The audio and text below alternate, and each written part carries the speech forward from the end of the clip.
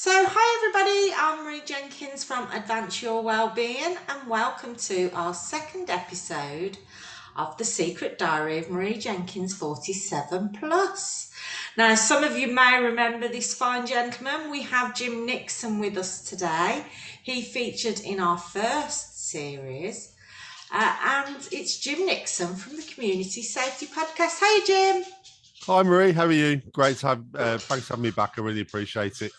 I'm loving your second series of your podcast. I'm sure we'll talk about that later. But if anybody is interested in finding out a bit more, take a listen to our first season's episode with Jim, because you can find out all about his background, more about his story. But today we're doing an in conversation with.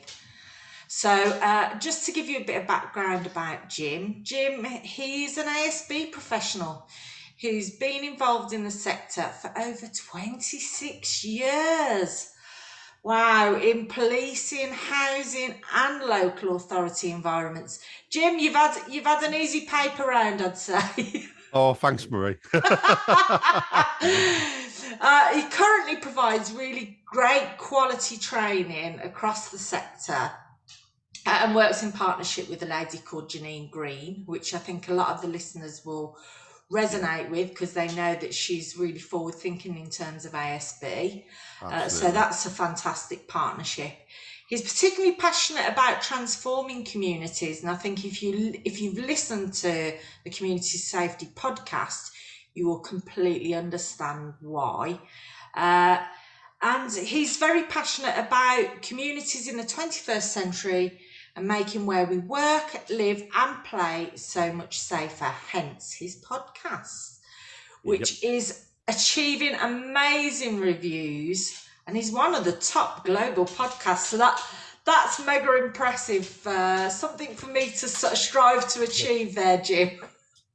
Yeah, I never ever have thought we'd achieve that, to be honest with you, Marie. I was like blown away, really. We're still like a top 0.5% podcast in the world. So yeah, it's just amazing. And I just want to try and build on it. We get a lot of listeners in the States, actually. I'm trying to grow the audience in the UK, because obviously the podcast, although it's for everybody, we gear it more towards the UK and transforming communities in the UK. So it'd be great to see a few more listeners. So I've been spending a lot of time recently trying to drum up a little bit more business around getting some of our UK listeners on board. So this is a great vehicle to be able to keep pushing that. So thank you for the opportunity. That's all right. There's the podcast show as well, which I've seen that's in London coming up over the next couple of months, Jim. I mean, podcasts are getting so much more airtime now. People are more aware of them. And the fact that yours is very niche, and some of the episodes that I've listened to are so thought-provoking, really. But I'd urge people to go and have a listen. But before we talk more about your podcast, let's dive into today's topics if we can. So the first one, in terms of housing and communities, how do you think the sector's going to continue to innovate, Jim? I think I was thinking about this earlier today, because I know we'd sort of discussed the theme of today, and I think you may have been on a round table a few weeks back with Hannah Harvey. You remember the one that we were and Hannah? I can't remember the name of the housing association that she works for, but I know she's over I think it's Norwich sort of way. And one of the things that when I worked in housing, I always felt that we did an awful lot for the customers, but we never actually really spoke to the customers and got a real feel for what the actual customer wanted from the service and the housing sort of sector. And when I listened to Hannah's podcast or roundtable with a good friend of ours, Matt Baird, a few weeks back, I was blown away. I was absolutely blown away in the way that Hannah and her team effectively looked at what was going wrong. And at the time, their particular housing association was getting some really poor reviews, some really, really sort of like disgruntled and very unhappy customers. And what they did was they basically turned it inside out, and they went to the customers and they literally spent a lot of time with them, asking them what exactly they wanted. And I think, you know, to be able to, if you're servicing a community, for me, you've got to understand what that community wants and what they want out of the housing, you know, the housing that you're providing. As we both know, there's a lot more to just, you know, bricks and mortar, and there's a lot of support. But I do think sometimes that we throw that support at people without really understanding what it is they really need from us. So that really resonated with me, and we've got Hannah coming onto the podcast actually in a few weeks' time, and she's going to be talking about this in a bit more depth. But I think that is one of the key things for me, Marie, is, you know, listening. It's one of the things that, you know, I try and implement as a leader in my day-to-day job up in Stoke. You know, I work for Stoke Council as an ASB Operational Lead up there, and you've got to listen to the customers. You know, you've got to listen to your staff and grow what you're trying to achieve. You know, it isn't just down to a collective group of people. I think it's got to be opened up more, and that's where I see the sector kind of getting more innovative and more open to change by what people really want. That's how I see it from my point of view. I totally agree. And is it Saffron Housing that Hannah Harvey's That's it. at? That's it. Saffron Housing, yeah. And Yeah. you know, it, as I say, look out for it on the podcast in a few months' time. It probably won't be imminent, but it will be certainly in the next couple of months that Hannah will be on. And I really want to cover this in more depth, because you know, if you can do what they've done there, you can do that anywhere, in my opinion. You know, the way they've turned their service around, and I think their satisfaction levels now are you know, through the roof. Yeah. Because you're giving people what they want and you're listening to them. And I think we're very good at giving people services and that, but do we actually give them what they want, and are we actually listening to them? Yeah. So I think that's really, really important. So moving forward, I think that's really important for me, that we give people good quality housing, and with the additional sort of services that we give them, it's tailored to, you know, what feedback is coming into that particular group. And I see that as really, really a good way forward. Yeah. Yeah, I totally agree. And just to mention, for anybody who's listening in here, we've mentioned Matt Bard. He is a recruitment expert that recruits housing professionals into the sector. But he runs a fantastic group every Tuesday morning at 11 o'clock. It's called the Social Housing Roundtable, and he has professionals from all different areas of housing, and they look at really different interesting topics that are very relevant. So the Hannah Harvey one that Jim's just mentioned is a fantastic listen, and Matt shares them on his LinkedIn. So if you are interested, you can go and have a listen to that. But we'll definitely listen out for if she's coming back on the Community Safety podcast, we'll listen out to that. But you're absolutely right, Jim. It's about listening to the customers and not necessarily guessing what they want. It's providing them with the services that they want. So I totally agree.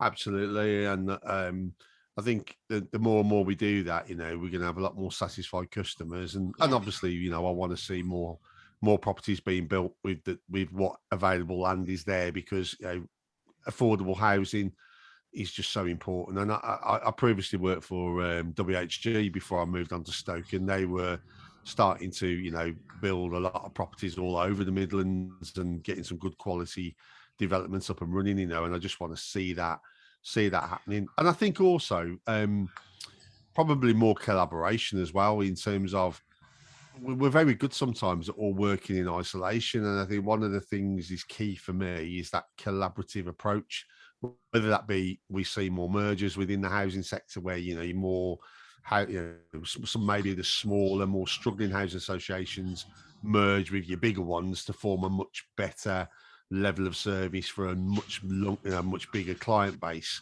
customer base, or just that sharing of information and sharing of that kind of best practice across the sector. I think sometimes we can be very protective about what we're doing. We can showcase it, but we don't always go into the nitty gritty.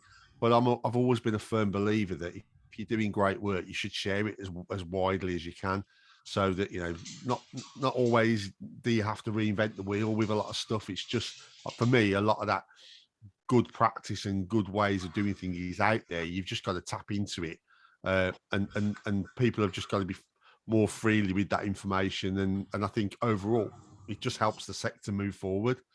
I agree. And data, and the amount of information that these housing associations have as well, it's colossal. There's huge amounts of data, and anything that they can use to inform, improve services in the future is going to be good. But we've talked about communities, and I want to press you here, Jim.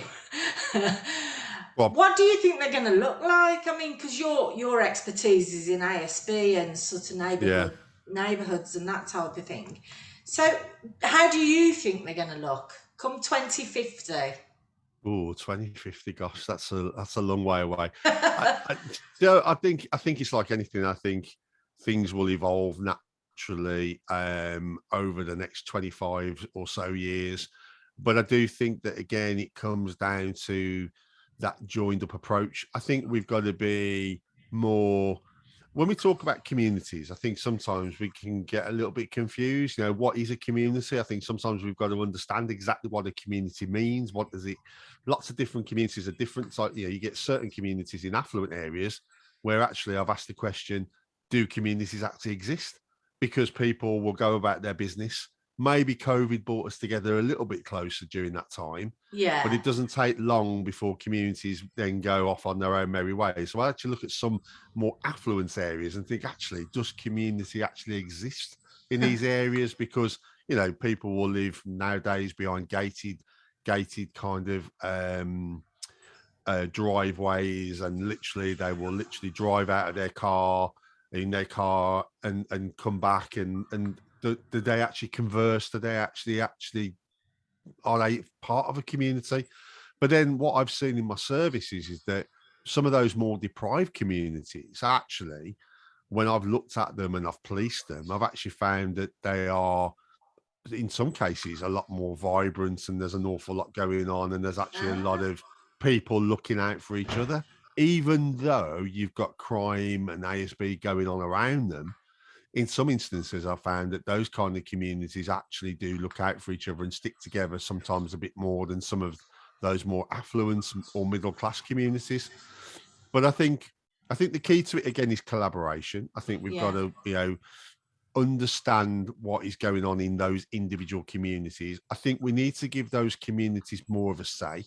Again, when we're looking at funding and we're looking at developing those communities, we tend to see a lot of people come in, whether it be from the Home Office or whatever organisation comes in and tries to develop that community. But do we talk to those community members enough and get enough information from them to understand actually what they want? Because what I find is we seem to throw a lot of money at some of these more deprived communities. But for me, you should be talking to those communities a lot sooner and understanding the real true issues, and then making sure that the plans that we implement are really bespoke. And what I hate is when you spend a lot of money on projects and it's all great and it's all in the press and the media and all that, and then everybody just walks away, leaves them to it, and actually the bubble bursts quite quickly. And what I want to see is when money is spent, it's spent on the right things. It aids that community, and there's longevity. It's about empowerment. One of my big fears, Marie, moving forward, I think the police are in a really, really difficult position at the moment, and I think they're key to building communities. As an ex sort of neighbourhood officer that had a real passion for working with communities and building communities and getting the best out of them, I do fear for the police at the moment. I don't think they're in a great place. I think that it's not a career for life anymore. I think that there's no real benefits to people being in policing at the moment long term. So I think what you're going to see is people coming in. I was actually talking to an ex-officer today, youngish lad in his 20s. He'd been in 3 years, disillusioned, moved on. And what he was saying was a lot of his friends are doing that now as well, because they're not feeling valued. And I think good quality policing is key to building communities as well. That's like on the flip side of your first episode of when I was listening in just the other week with Ian Donnelly, and his career was sort of 25 years in the police, and that's interesting from your perspective in terms of how that's evolving in the police. But I totally agree with the collaboration aspect, because housing officers, for example, are sort of, they're the face of all of these different agencies. So the more that those people can work together, you know, with the local policing teams, the neighbourhood teams, because they're the ones with all the information, you know, so the more they can do that, I completely agree with you there, Jim. Yeah, I think when you get a good partnership arrangement moving, you know, in a community, and everybody's sort of singing off the same hymn sheet, it really does make for an amazing kind of time. I've had the pleasure of sort of policing a couple of quite hard hitting neighbourhoods, one in Smethwick in the West Mids and one in Walsall in the West Mids. And if you get that right, you can really achieve some amazing things. And it's not all about enforcement. It's not all about kicking people out of their houses. Actually, I'm very anti eviction, if I'm being honest with you. You know, I having worked in housing, you know, it was drummed into you really around, you know, sustainability and keeping people in their homes, and I'm all for that. And I think there's other options that you can look at around, say, you know, injunctions and other types of enforcement that, you know, you can sort of give people a second chance and try and keep them in their home addresses. Don't get me wrong, there are times when people do need to be evicted, but I think sometimes we get into this mindset that just moving the problem is a success. And for me, I think what it's taught me, Marie, having responsibility for a whole city like Stoke-on-Trent, rather than just having, you know, responsibility for, say, a patch. What it's taught me is actually that you know, it's your, even if you move the problem further down the road, it's still your problem. And actually what I've done with my new ASB team, which is we implemented early January, is we've taken away patch-based working, and we've actually opened it up where we don't have patches anymore. And that's teaching the staff really, you know, to be open-minded to dealing with problems all over the city. And again, it takes away that, oh, I'll just move the problem to another part and it's not on my patch.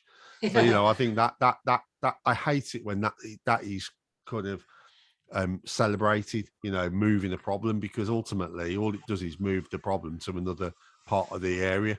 And I think that's something that we need to address as well. I agree. I mean, in terms of when I worked in housing, we had a fantastic team of housing officers there, Jim, and we did a lot more proactive work. You know, you can spend a lot of time doing the reactive or the, you know, the trying to deal with it, but you just, exactly like you've said, you're just moving it on. So the more positive intervention you can get in there, then that's got to be better. And I just want to link it in with the training that you and Janine do in terms of like looking at staff investment, because they're doing what they think is the right thing. But in order for people to attract new talent in the future, do you think training is one of those sort of, you know, investing in your people? Do you think training and this type of thing is what will attract the talent? Absolutely. When I was sort of thinking about this interview today, and this isn't just me as a trainer, but there is so much, and this isn't just ASB, but across the whole sector, there is so much bad practice going on out there. And it's not through the fault of, I think what happens, Marie, is, and actually I had a meeting with one of my officers earlier today, and we were talking about this. And what we said was that what happens is, because when organizations don't spend and invest money and time in people, and I'm a big believer in investing in people and getting the best out of them and valuing people, I think it's so important. But what happens is, if you don't do that, then the people then that train the new people coming through are not really well trained themselves. So what happens? Those bad habits get passed on to the next person, And then, of course, it gets diluted even more. So then the next person will then train another person. And what happens is over a number of years, you've got everybody doing different things. And there's complete bad practice across that organization, whichever field. So I'm a massive believer that we've got to spend money on training. And what I try and do with my training, and this is why I think it's so important that you have a good operational background, like for myself, with policing, housing, and local authority. What I'm able to bring to the table with a lot of the people that I train is that good breadth of experience. And what I try and do is not just spout legislation at them. I will obviously cover that, but what then you do is you convert that into real learning when you give them real life examples. And what I'm able to do is actually give them real life examples. So I put it into reality for them. And I think that is really, really key. But I couldn't agree with you more. Developing staff, both, new and, old, it's so important. And things change so rapidly that you've got to keep up to date. And as I said, if I take ASB as an example, there's so much bad practice out there. And what we are able to do with our bespoke training that Janine has really carefully and thoughtfully looked at is it can actually break down some kind of sort of bad ideas around how to tackle ASB. And take neighbourhood disputes, for example. With the training that we provide, we kind of give people the tools on how to effectively manage those neighbour disputes, where what we see in the sector is these are the kind of disputes that just go on and on and on, and staff members don't really understand what they can and what they can't do. And then what happens is that those cases just rumble on for years. I remember when I first went up to Stoke, we had a number of cases that had been going on for like 5-6 years plus. And it was kind of the mindset, oh, Mrs. Miggins is complaining again, and nothing would ever get sorted. But what I've tried to teach the team, and we do this really well now in Stoke, is you've got to look at what is ASB, what isn't ASB, and sometimes it's those underlying causes, where you have, where you can signpost people, and that's the real reason sometimes why they are suffering from low tolerance. So I think it's a complex subject, but I think if you get it right early doors, it can be you can deal with a lot of ASB quite effectively. And it's managing expectations, Jim. I mean, in your podcast, I think, are you sponsored by, is it the Noise app that you're sponsored? Yes. So you have to be realistic and manage customers' expectations, especially in terms of noise. Because like you've said, is it ASB or is it lifestyle? Is it just how they're living in their home, I would say that a large proportion of our noise complaints, and the Noise app has been an absolute godsend for Stoke, and I used it at WHG prior to that as well. Great company to actually work with, and they offer a brilliant service across the sector, and there's a good number of organisations, both local authorities and housing associations, that use the app now. And I think what it allows us to do is triage cases really well. And you're absolutely right. What we're seeing across the sector is an awful lot of, and I think COVID has played a massive part in this as well, is we see an awful lot of low tolerance out there. ASB is very subjective. What might be a nuisance to me might not be to you. And it's about applying that reasonableness test to a lot of stuff, and again, making sure that you're digging a bit deeper into why someone may be complaining. What we see is, sometimes it's a lot of mental health, or it might be drugs, it might be alcohol. There could be a whole host of reasons. So even though you may not be dealing with the ASB, you for me, my team are still looking at what they can do to help that person and stop those issues from sort of rumbling on for a long period of time. Positive intervention, looking at positive intervention, which is, it's got to be better for void turnarounds. It's got to be better for communities, that people are sustainable in their homes. So it's a win-win for everyone, really. Jim, go on, Mary. I was just going to ask you, in terms of season 1, because we've mentioned about your podcast, the Community Safety podcast. If, because we talk a lot about it in the first episode we did together, but if anybody wants to get a rounded view of the sort of interviews you've done, can you give us an idea of the different things? Because it is predominantly based around communities, but you've had some really high, like the footballer that you had on. Can you give us a bit of background about the episodes you do? Yeah, the whole point of it really is to look at how we can transform communities. But as I say, there's a lot of component parts to community safety. So, Yeah. it's a very broad subject. And I did that purposely really when I started the podcast. And we'll cover things like you say, Matt Murray, ex-Wolves goalkeeper. He shared with me his experiences around racism, Yeah, hate crime.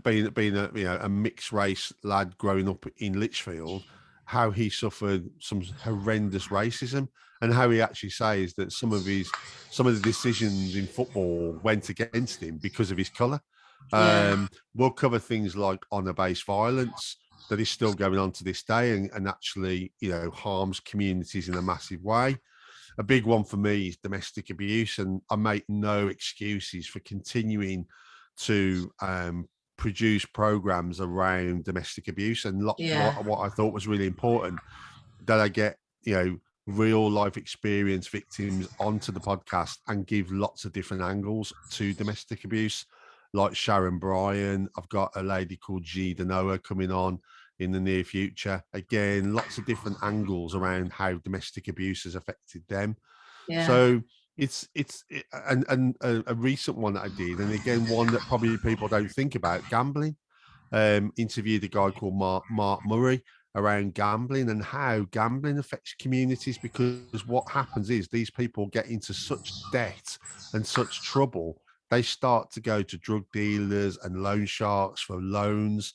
And a lot of them, there's a high proportion of people that become gambling addicts that actually end up taking their own lives.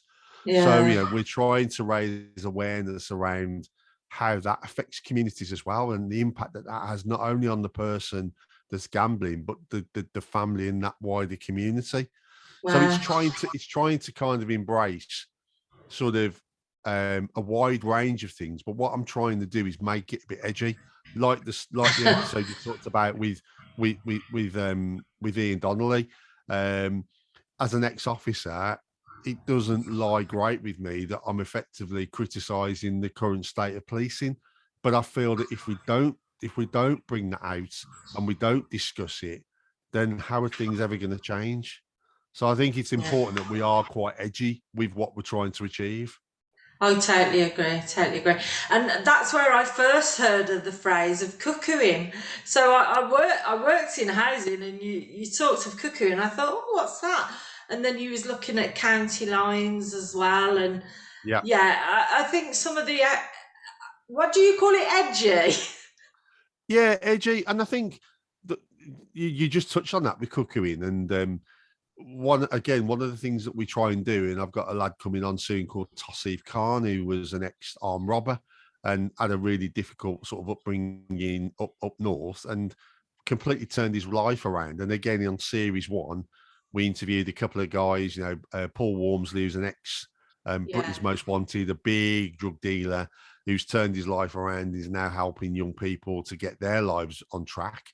And David Breakspear, again, another amazing guy who's spent the majority of his adult life in custody, who's now come out and he's doing some amazing work with prison reform and looking at how prisoners can get more out of their stays in prison, come out of prison and try and stay out of prison.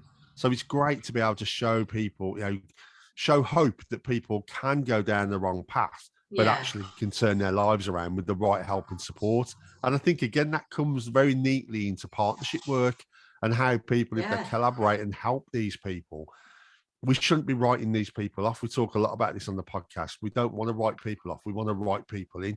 I like that. Not everybody is, a complete and utter failure. And I've met very few bad people in my life, but I've met a lot of broken ones.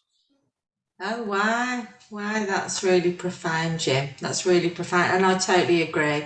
I mean, these people that have, took that path, they've got a lot of knowledge and learning that they can turn into positive interventions. And we talked a lot about positive intervention earlier in terms of communities. So yeah, people can learn from these people to sort of try and steer them into a better path, because they're more like, let's face it, they're more likely to listen to people that have been there than somebody in authority. That's the reality.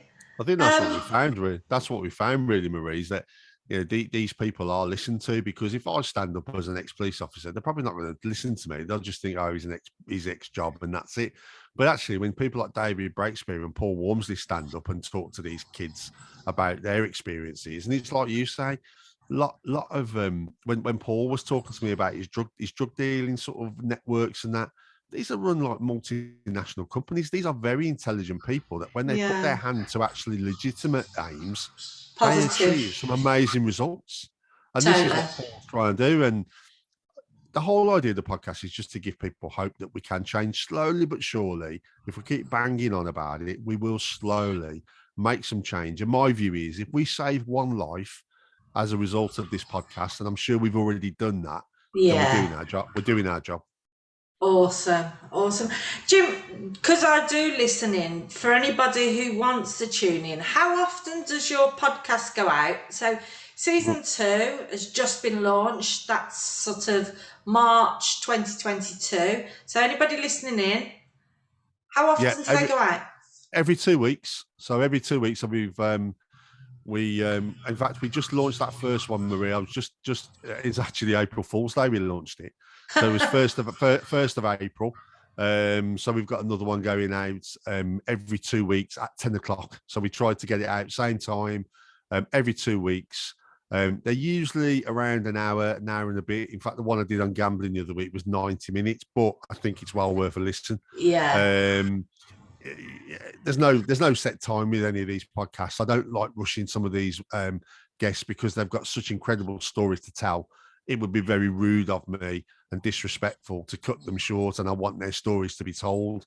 So it's every 2 weeks, 10 o'clock, and you can get the podcast on all the major networks, all the major platforms, Apple, Spotify, Google, all those main platforms, and as we were discussing before we started the interview, you can get it on Amazon as well, on Alexa as well. You just speak to Alexa and tell her to play the Community Safety podcast, and it will come through your through your speaker. Fantastic. Jim, you're an absolute inspiration. I think you're doing incredible work in the community safety space. Hopefully lots of success for season 2. There's some really fantastic episodes, so I'm really excited about what's to come. So thanks, congratulations, Marie. And thanks for joining me today, Jim. No, thanks, Marie. Thank you for your time. Really appreciate it. All right. You take care. Thanks a lot. Take care, Marie. Bye.